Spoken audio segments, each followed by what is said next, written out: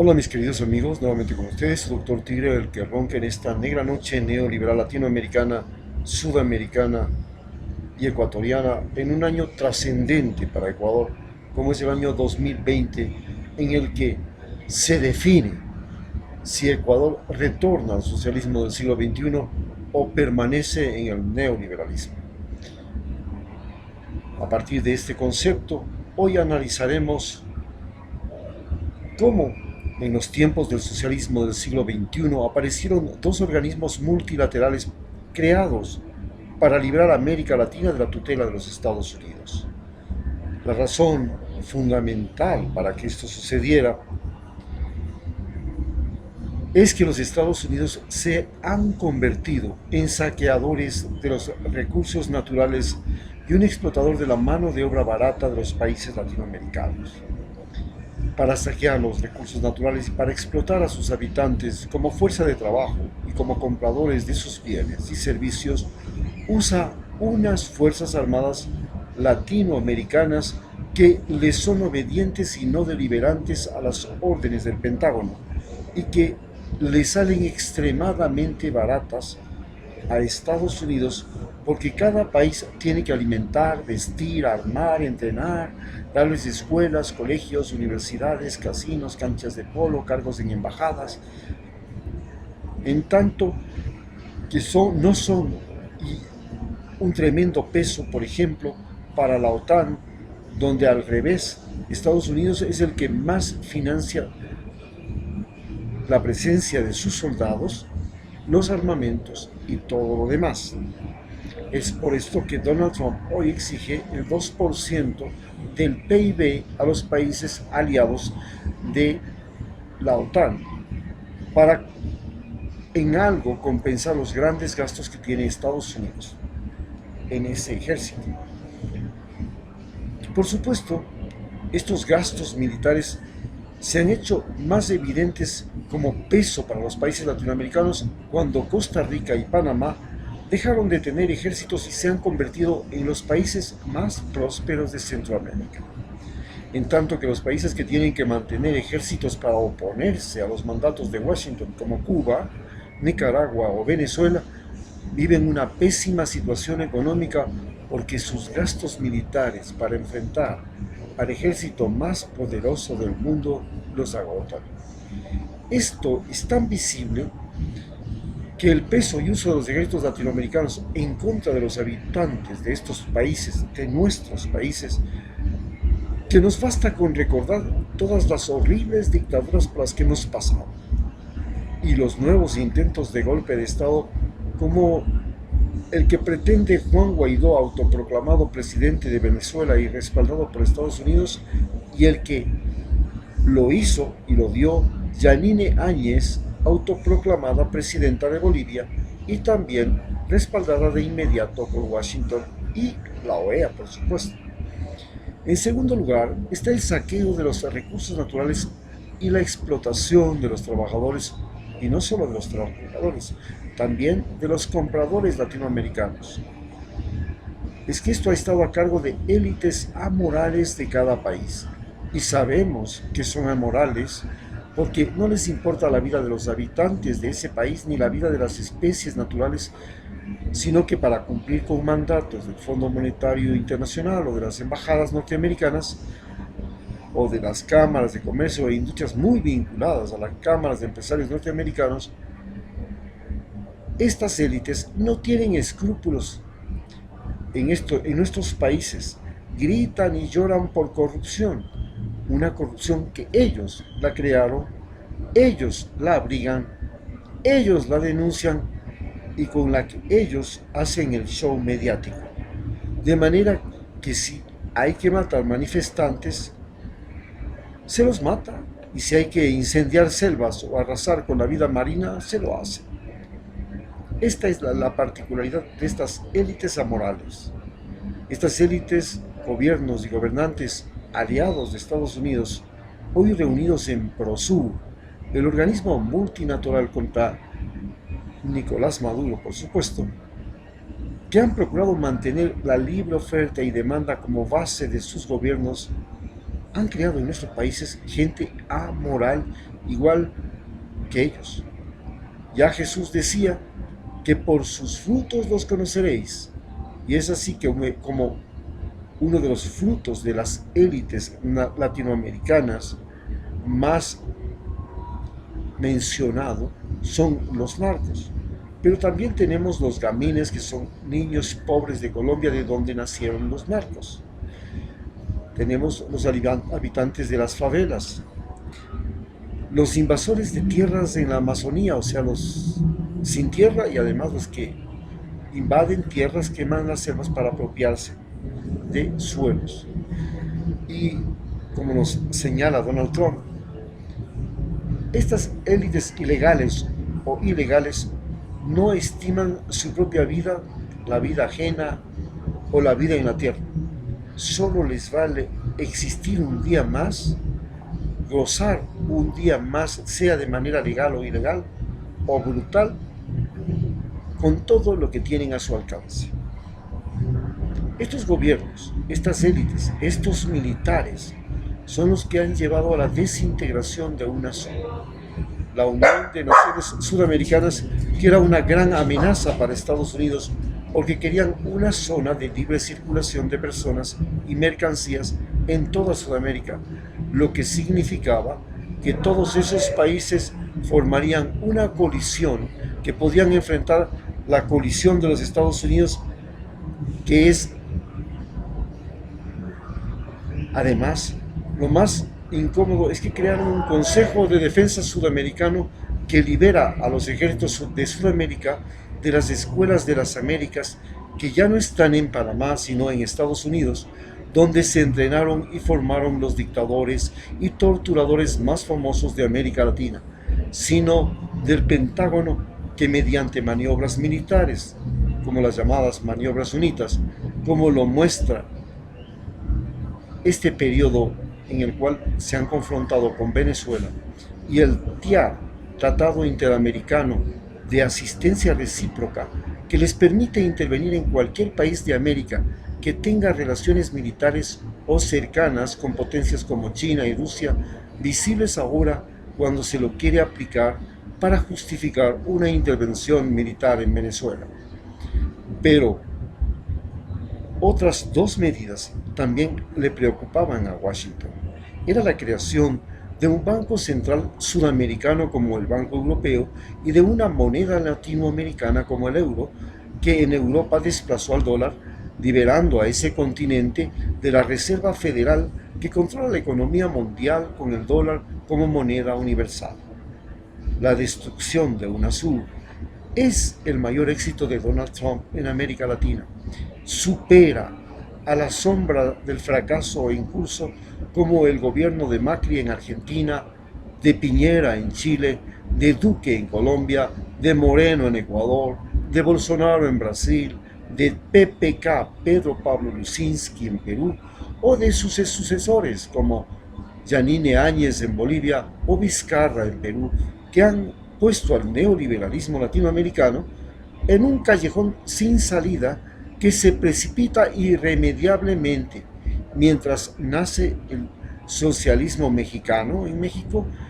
el peor lugar para que puedan hacer un socialismo, pues se trata de la frontera sur de los Estados Unidos y de millones de invasores mexicanos y latinoamericanos que ya ingresaron a Estados Unidos y que quieren seguir ingresando. Y en Argentina, el país hispano más grande y educado de Sudamérica.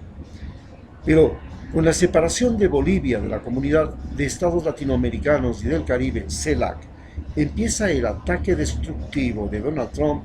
a la segunda organización multilateral, esta vez de toda América Latina, que era simplemente la OEA, sin Estados Unidos ni Canadá,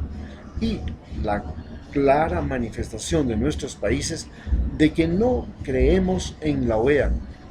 porque ya no es un espacio de diálogo entre el norte anglosajón y el resto mestizo y mulato de América, sino que se convirtió en el principal instrumento de los supremacistas blancos para someter a los no blancos de América, en especial de Latinoamérica, mediante lo peor de nosotros mismos, los esbirros latinoamericanos, como por ejemplo el actual secretario Luis Almagro. Hoy la CELAC está dirigida por México y por Andrés López Obrador. CELAC es el mayor peligro que enfrenta Estados Unidos y que aún no controla porque ya tiene relativamente bajo control a Cuba, Nicaragua, Venezuela y Bolivia, que tienen que preocuparse más por sobrevivir que por enfrentar a Estados Unidos, porque estos tres reacios a la economía, que son el talón de Aquiles en América Latina del sistema neocapitalista, se están asfixiando con los bloqueos. Entonces debemos encontrar una nueva forma de unirnos los latinoamericanos, porque hemos visto que pretender la unión de Latinoamérica desde las cúpulas de los gobiernos no ha sido exitosa, pues cuando cambia un presidente se desarman estos castillos de naipes llamados UNASUR, que toman decisiones por unanimidad. La historia nos dice que siempre fue imposible en América Latina que los países sigan de manera continua un modelo de gobierno. El que más ha resistido, Cuba, vive una realidad que lo ahoga, y los largos y sanguinarios liberalismos y neoliberalismos de Colombia, Chile o México se enfrentan ahora a su ocaso. Por el contrario, Estados Unidos se consolida como una potencia liberal de libre mercado, con un poder que ya no está solo en la Tierra, sino que se expande por el espacio interplanetario. Pero sostener una concentración de riqueza tan abrumadora como la tiene y pretende Estados Unidos, y a su vez los países de mayor desarrollo, nos es agobiante para los países proveedores de materias primas, mano de obra barata, de mercados con ganancias extraordinarias. Si los seres humanos ni las especies pueden soportar estos efectos colaterales de este capitalismo desbocado que lo daña todo, desde el aire, la tierra, el mar, hasta las conductas sociales, las formas de relacionarnos, los valores por los que nos respetamos entre personas en el mundo. Ellos son el dinero que lo puede todo, pero aquí también nos importa la vida. La casualidad ha hecho que el edificio sede de UNASUR sea donado a los indígenas de la CONAIE, la Confederación de Nacionalidades Indígenas, por el traidor de Rafael Correa, el presidente Lenín Moreno, con la finalidad de agraciarse con los indígenas. Pero a lo mejor esto se pueda convertir en un nuevo núcleo de unión de naciones sudamericanas, a diferencia de la unión por medio de los presidentes de América Latina, que, como hemos observado, son volátiles y están atascadas en un remolino que gira sin control, de izquierda a derecha y de derecha a izquierda, divididos por conveniencias de potencias europeas o de Norteamérica. Esto desde nuestro origen como países, el unirnos como pueblos, como nacionalidades, como lo hizo en Bolivia Evo Morales, es posible, pero no mediante los gobiernos, sino mediante una universidad que estudie la resistencia de los pueblos aborígenes, no solo en América, sino también en África y Oceanía, que rescate lenguas, medicinas, saberes ancestrales, plantas útiles, la memoria colectiva, a la selva, al mar, a la montaña, de esta vorágine depredadora de la extinción masiva, donde especies, idiomas, culturas desaparecen de manera extraordinaria. En general, vemos cómo la diversidad quiere desaparecer. Es una nueva forma de pensar en cómo unir a los pueblos y naciones del mundo desde lo esencial de su trayectoria histórica, de su imaginar, de su resistencia de su proyección al futuro. La creación de la Universidad UNASUR CELAC, en ese lugar donde fue la sede de los presidentes que se reunían una vez al año y cuando había emergencias, es algo que se puede hacer. Y los presidentes de estas naciones podrían reunirse cada uno, cada vez en cada nación o en cada estado donde haya problemas de emergencia.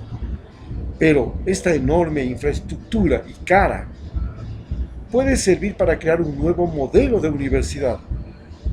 Una universidad sin muros, sin el muro de Trump, sin el muro de las aulas, en donde lo que se hace es fabricar contenidos para que sean aprendidos, discutidos, analizados y asimilados en cada comunidad, en cada área protegida, en cada pueblo mestizo, en cada parroquia mulata o negra, y allí se discutan, se apliquen, se renueven, se acepten o rechacen. Una nueva universidad que redescubra el llamado Nuevo Mundo por los conquistadores europeos y lo haga un nuevo mundo, no visto por ellos, sino por nosotros mismos. Se trata de que los pueblos y nacionalidades de América Latina, en especial de Sudamérica, se conozcan, se ayuden, se respalden, resistan juntos e imaginen un futuro con ellos, no sin ellos, no sin sus campos, sin sus montañas, sin sus animales, sin sus idiomas, sin sus plantas, sin sus viejos, sin sus niños ni mujeres, sin sus conocimientos, sentimientos, palpitar, habilidades, creencias, ilusiones. Es decir, se trata de construirse como personas diferentes en un siglo XXI, donde los seres humanos pueden decidir por sí mismos en todo. Y creer que la diferencia y el ser diferentes es algo maravilloso que se puede aprender desde que se tiene uso de razón, ese arte de aprender a decidir por sí mismo en todo. El origen de los países hispanoamericanos, a diferencia de los orígenes de los países angloparlantes, francófonos y portugueses, se originaron en las universidades. Las universidades finalmente nos separaron de España y entre nosotros. De ellas han salido los que nos gobiernan. La Universidad de UNASUR tiene que ser el germen de lo contrario, de gobiernos y gobernantes que piensan en la Sudamérica unida, en la América Latina íntegra, con todas sus nacionalidades que resisten en base a su diversidad cultural, a sus recursos naturales, a la naturaleza viva, a un continente que siente que el centro y el sur del planeta le están en su mismo territorio, con la influencia del Pacífico y el Atlántico, de los Andes, de la Amazonía, de la Oceanía y del África, cunas de un pasado humano común que ahora se lo quiere despreciar, se lo amenaza con su desaparición, con la homogenización, con la estandarización de todo, incluido de los seres humanos. Es que al igual que todas sus especies y sus siglos de resistencia e historia, están en una perspectiva catastrófica. Finalmente, este año 2020 sería bueno proponernos crear una escuela sin muros y sin fronteras, no una universidad. Una escuela por internet que ayude al renacimiento de UNASUR como la Real Unión de Naciones Aborígenas Sudamericanas,